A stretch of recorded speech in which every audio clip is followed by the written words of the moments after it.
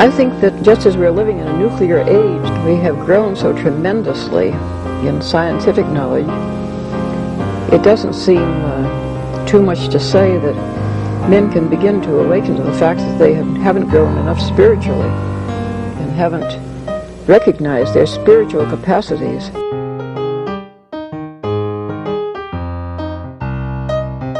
Once something like eating is death, then you've struck at the very heart of life.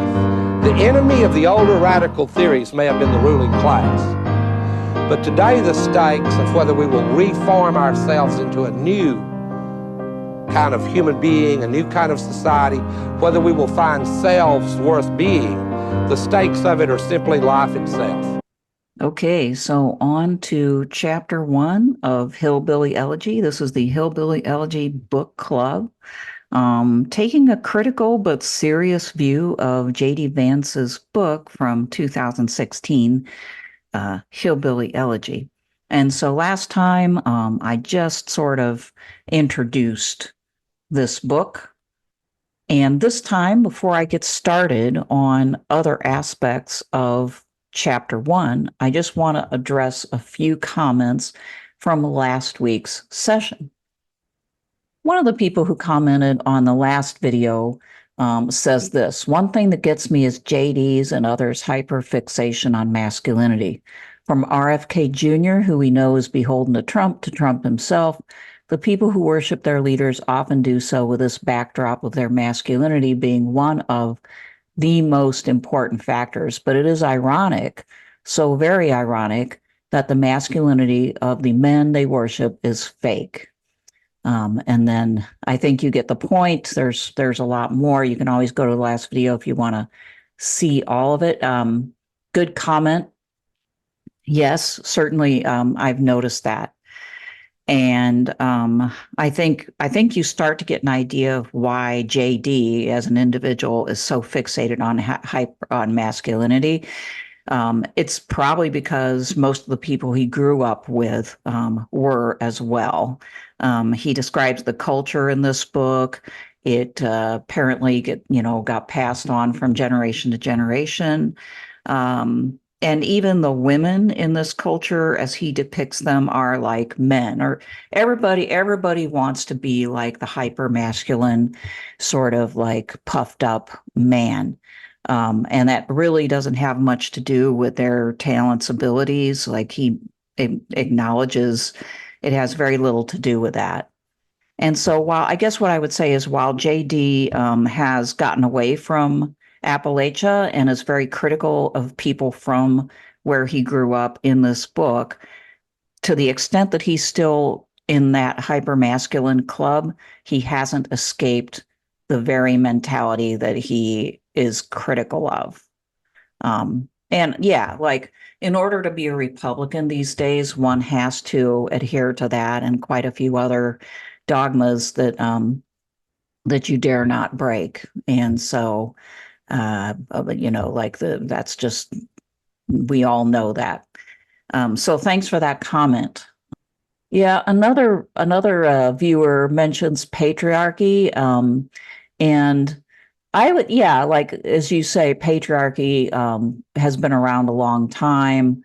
It developed very early on. There are probably physical, biological, strength-related reasons for that. And then when capitalism came along, those reasons, in my estimation, sort of started to diminish, and that has created this crisis of what it means to be a man that just keeps escalating. And I'm sympathetic to that because, for most of human history, to be a man at the very least meant, to have more physical strength. Because of that, to be able to sort of protect, to take care of business that required heavy lifting and therefore, and more sort of more aggressiveness as a result of that. But as capitalism has developed, those traits are needed less and less. And yet culturally, they are passed on. And then that creates this crisis of, well, how do I mean, not being a man myself, I'm sort of guessing as to this. So I'd be interested what other people think, obviously, but the question would be, well, how do I have a masculine identity in a world that doesn't seem to need the traits that I associate with the masculine identity? I don't see any way out of that other than to start to rethink what it means to be a man, and to slowly culturally adapt to the new circumstances, unless you want to sort of retreat and join some sort of enclave in which those traits are still very much needed. I think physical strength, which is something that women have shown that they have a lot more of than we used to believe. Physical strength is very important. It's important for our health. It's important for getting things done, especially when all of our technology fails. It probably can't be the main source of male identity, or sort of the foundation of male identity. And because masculine authority or patriarchy probably originated in a strength differential,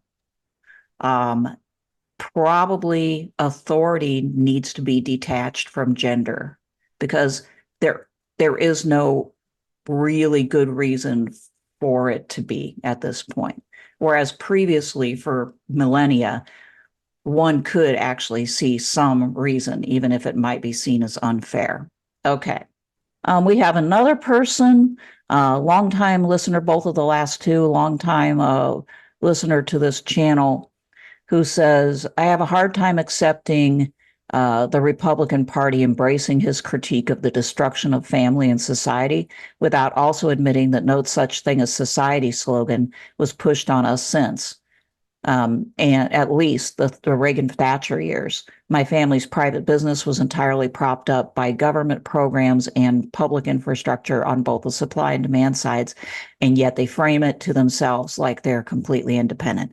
That's a story that applies to a lot of farmers too. Something that I try to point out in my book a bit, that there's this strong desire to be independent, to pull yourself up by your bootstraps, especially in rural culture. But at the same time, lots of times they are very, very dependent upon government programs. Yes, very good point that Vance is describing in this book some of the sources of the destruction of the family and society, and lamenting the destruction of a culture, of a people, and the culture that binds them together. And at the same time, being a Republican, there's this sort of schizophrenic tendency to agree with Margaret Thatcher that there's absolutely no such thing as society. We're all individuals, making contracts with each other, completely autonomous, and so on and so forth. Those two things don't go together, and that is a problem for the contemporary Republican Party.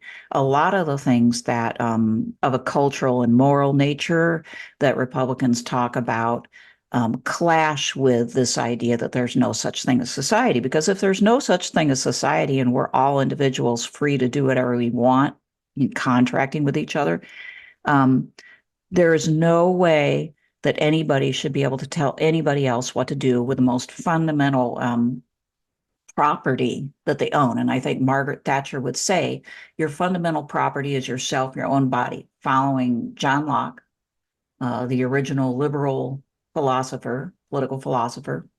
Somebody else says, does the book tell us exactly when this goober started to wear eyeliner? No, it does not. No, I don't think so. At least I don't remember that.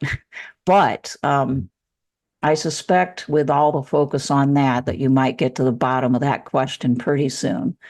Let's see here. Book is a mess, so much for Yale.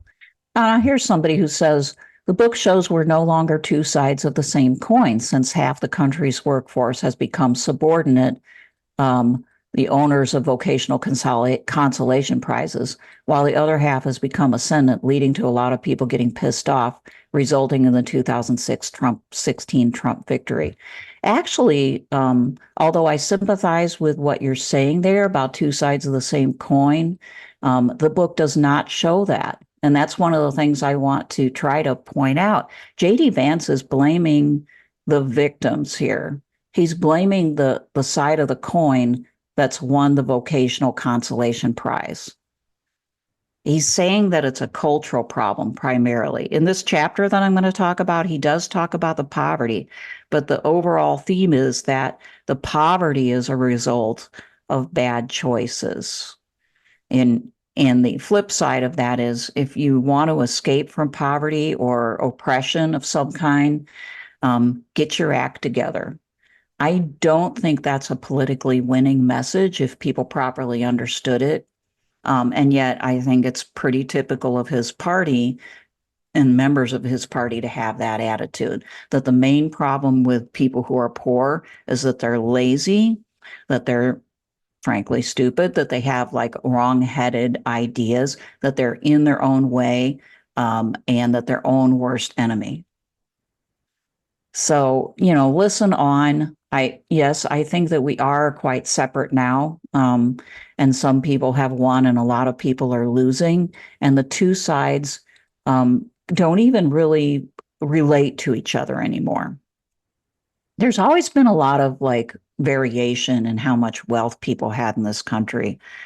But I don't think we've ever seen a time since maybe the Gilded Age or maybe ever when so many, well, yeah, ever, when so many people were so distant from the needs and the way of life of other people. And then finally, we have somebody who said, to believe you have some overpowered system that can defeat everything else and that it is common sense for anyone to use it is to escape the working class is absurd. Yeah, I mean, basically, it would be as if, I went back to my hometown in Rock Island, Illinois, which was it's definitely a working class city, or it was at the time anyway. I don't know now. And, met up with most of my high school classmates, something I haven't done. I need to do that at some point. And most of them were working there in regular jobs, right? And I came in as a professor and an author, and I basically gave them the message that, since I was able to do this, then they just need to sort of believe in themselves. I mean, in a way, doesn't this remind you of some of the New Ageism stuff, like manifestation stuff?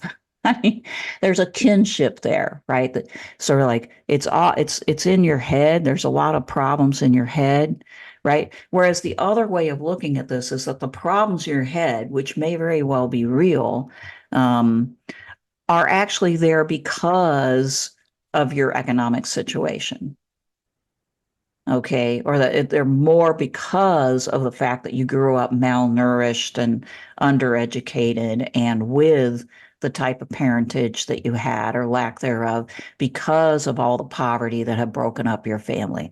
But rather, and think of how like well received it would be if I went back to my class reunion and I said, well, it wasn't a matter of luck or the fact that I had an intact family and that my, parents kind of encouraged this, or that I seemed to have a brain that was suited for this type of thinking. It wasn't any of that stuff. It was just that I had the right attitude and I worked hard enough and you did not. Imagine how popular I would be. I might be run out of town on a rail. And I don't understand why people don't take offense at that a little bit more often than when they hear that. Now, a lot of people live on resentment, and I think one of the reasons why the current, right wing thrives so much is that rather than kind of blaming the obvious, the economic changes, we want to blame people. We want to blame if possible, individuals, because that's not as scary in a way, or that's more fathomable. We have a person who mainly enjoyed the first segment of the Hillbilly Elegy Book Club, but did want to point out that there are different Scots-Irish So they say, to my understanding, the Scots-Irish were British Protestants who came to live in primarily, but not exclusively, the north of Ireland in the 16th, 17th centuries. Immigration also to North America as early as the 17th century. I do not see them anywhere near as differentiated from other early Americans as were culturally distinct agrarian Irish Catholics. Okay, that's probably a good point. My family, on both sides of my family, but particularly my mother's family, was Irish Protestants. They were not Catholics. In fact, they were really anti-Catholic. But I still heard stories of these Irish people and they came from Iowa, being just really looked down on. So, and then they differentiated between the shanty Irish and what do they call them? I don't know, more or less the fancy Irish. I don't even know what that means, right? But I did hear about it growing up. And on my dad's side, there were no Catholics at all, zero. And I don't know when they arrived, but all I can say is from the stories that I was told, Irish people kind of had it rough. So I think maybe it just depends on the individual family and whether people in the area they happen to settle cared about whether they were Irish or not.